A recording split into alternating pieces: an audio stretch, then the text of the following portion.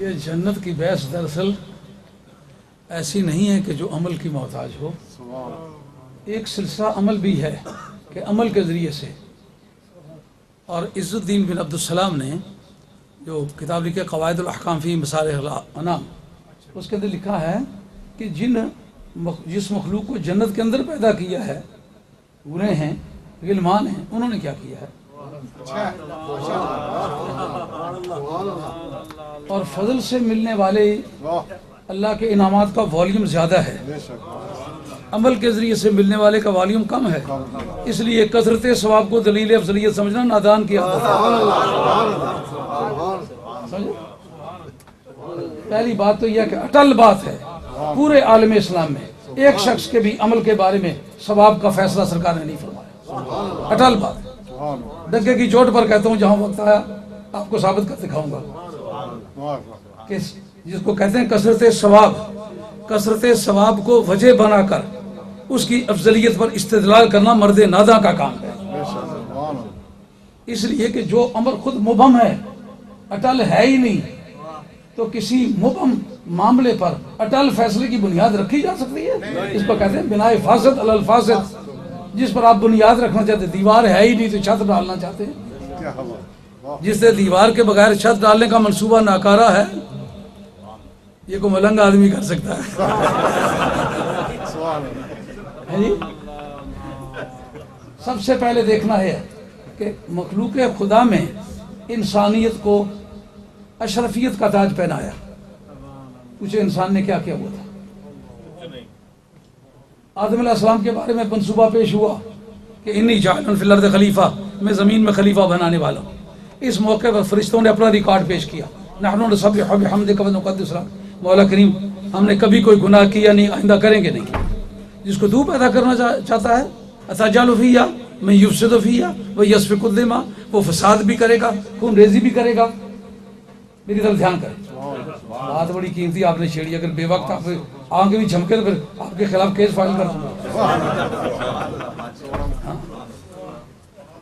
وہ ایک ہوتا تھا ہندوستانی، لاہور کے قلعے میں ہم لوگ کچھ دن لاہور، یہ مولا محمد دین صاحب رحمۃ اللہ علیہ جو استاد تھے بندیالویوں کے، میں نے سلم ان سے پڑھا تھا. ہم لوگ وہاں عشرے میں رہتے تھے. تو وہ کہتا تھا میں ڈپٹی جین ہوں، میں پھٹ سے ڈسچارج کر دیتا ہوں. قلعے میں ملازم تھا، اس کو کوئی پتہ نہیں ڈپٹی جین اس کو کس کی چیز کو کہتا تھا. ہم لوگ چھوٹے تھے.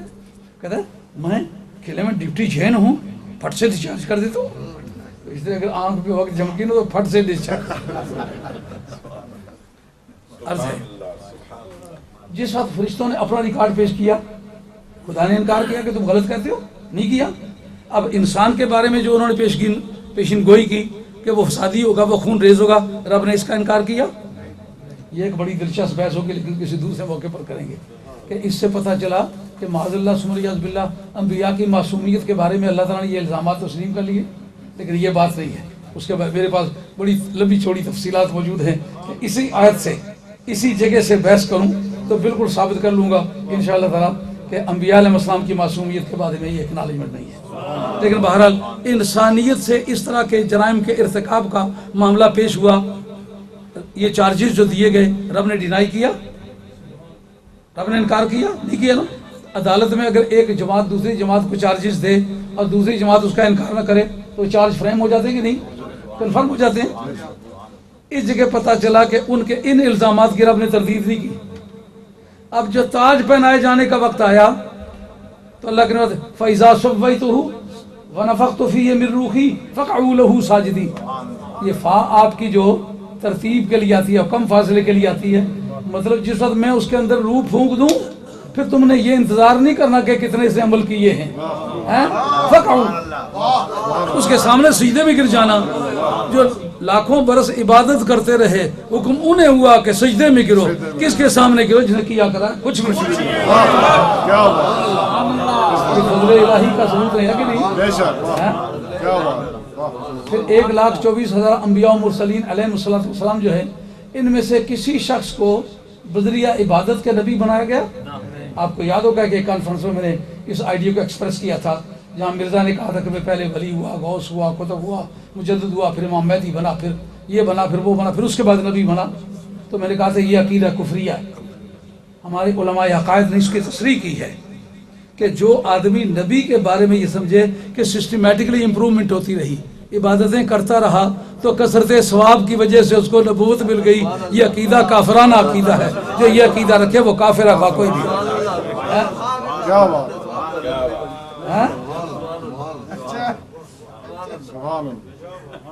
کثرت ثواب کی بحث سمجھ میں آئی ہے؟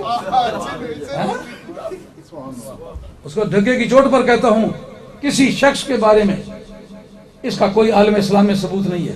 عقائد کی ساری کتابیں یہ لکھیں گی، شریف جرجانی لکھے گا اور خیالی لکھے گا، یہ اسام لکھے گا، اور یہ باقی عقائد کی ساری کتابیں جو ہیں ترتیب وار لکھیں گی.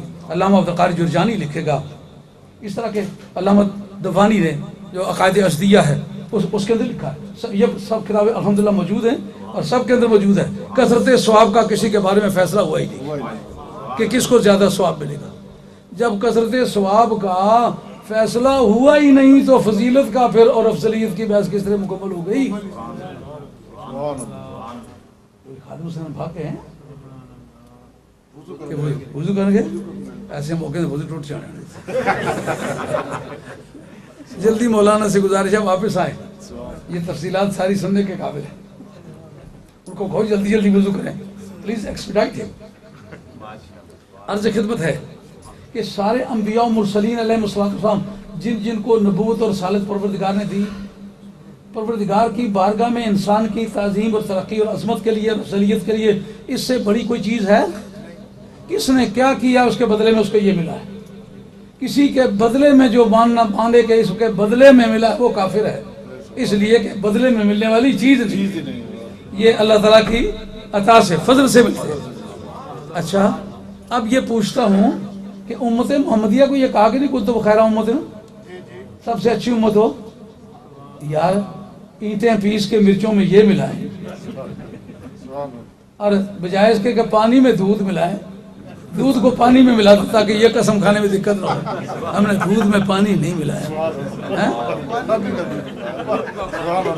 ایک مرتبہ ایک بالٹی کے اندر سے وہ ڈبہ سا وہ مینڈک نکلے، وہ قسمیں کھا کر میں نے کبھی دودھ میں کبھی پانی نہیں ملا، ویسے جا کے ڈبوتا پانی خود آ جاتا ہے، میں نے تو کبھی نہیں ملایا. تو اس میں کوئی مینڈک بھی اس میں آ گیا، انہوں نے کہا یہ دودھ میں مینڈک ہونے کی عادت نہیں ہے. جب انہوں نے کوئی برا کام چھوڑا نہیں، یہ سب سے افضل کس طرح ہوئے؟ معلوم ہوا گناہ اور افضلیت دونوں جمع ہو سکتے ہیں.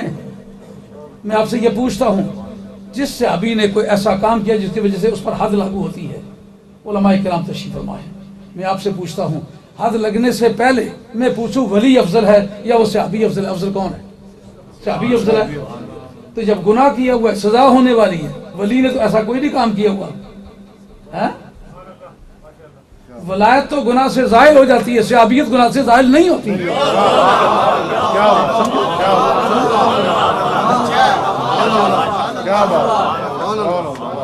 گناہ بھی کرے، یہی وجہ ہے کہ ہم اہل سنت والجماعت صحابہ کرام رضوان اللہ تعالی مجمعین کو جب تک کوئی کافر نہیں ہو جاتا ہم اس کی تعظیم کے پابند ہیں. اس کا ذکر برائی سے نہیں کرتے، اس کو برا نہیں سمجھتے، برا کہتے نہیں ہیں، برا کہنے نہیں دیتے. یہ 30 سال گزرے جو یہاں آپ نے دیکھا کہ نہیں دیکھا؟ تو پھر بتاؤ جب دنیا بھر کے گناہ اس قوم نے کیے افضل کس طرح بن گئے؟ معلومہ فضل الہی سے بنے. کئی لوگوں نے اس پر بحث کی ہے کہ جناب یہ حضرت صدیق اکبر تو افضل ہوئے، انہوں نے تو محنت کی ہے، اس کی وجہ سے ہوئے ہیں. تو ازواج مطہرات کو افضل سمجھا گیا ہے، انہوں نے کیا کچھ نہیں، ان کو تو صرف سرکار کا وسیلہ ہے. ان کو سرکار کا وسیلہ تو صدیق اکبر کو کس کا وسیلہ ہے؟ یہ سب انہی کے وسیلے سے ہے. ہاں، یہ سوچنا غلط ہے کہ فلاں نے یہ کام کیا تو یہ فائدہ پہنچ گیا. نہیں، سرکار کے ہی وسیلے سے یہ باتیں پہنچی ہیں. تو فضل الہی کے کافی سامان مل گئے کہ نہیں مل گئے؟ اچھا، اس پر ایک بحث ہے یہ اس اصول کی کتابوں کے اندر، خاص طور پر یہ قواعد الاحکام کے اندر عز الدین بن عبدالسلام نے یہ بحث کی ہے. ان کا کوئی وقت اپنے طور پر برکت والا نہیں، کوئی جگہ اپنے طور پر برکت والی نہیں ہے، کوئی کام اپنے طور پر برکت والا نہیں ہے. یہ سب فضل الہی سے، لیلۃ القدر کو جو شان ملی ہے تو یہ لیلۃ القدر نے کو محنت کی ہے، فضل الہی سے ملی ہے۔ صحابہ کو فضیلت ملی ہے، فضل الہی سے ملی ہے۔ اہل بیت کو فضیلت ملی ہے، فضل الہی سے ملی ہے۔ انبیاء علیہ السلام کو فضیلت ملی ہے، فضل الہی سے ملی ہے۔ تو فضل الہی ایک ایسا قاعدہ ہے کہ اس کی موجودگی میں تو یہ بحث کرنے کی گنجائش ہی نہیں ہے۔ اب آپ حضرات کی خدمت عالیہ میں اگرچہ میں یہ زیادتی کر جاتا ہوں، لیکن وہ یہ ہے کہ اس ویسے اس طرح کی لوگوں نے چھیڑی ہوئی ہے کہ اس وقت وہ میرے جس وقت تقریر ہوتی ہے نا تو کمپیوٹر پہ بیٹھ کے دیکھتے،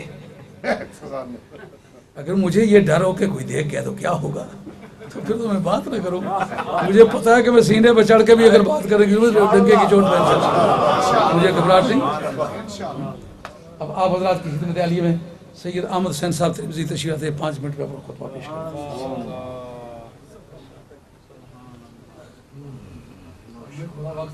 جی بالکل، ڈاکٹر دربار میں 8 منٹ ٹائم دیتا ہے، 8 منٹ کی تقریر ایسی یادگاری ہے۔ سید احمد حسین صاحب خاصگی رحمۃ اللہ علیہ، بابا عمر صاحب رحمۃ اللہ علیہ، بھابی صاحب رحمۃ اللہ علیہ، 8 منٹ کی تقریر ہے، لیکن ایک وہ لوٹن بندہ ہے کہ اس کو ریکارڈ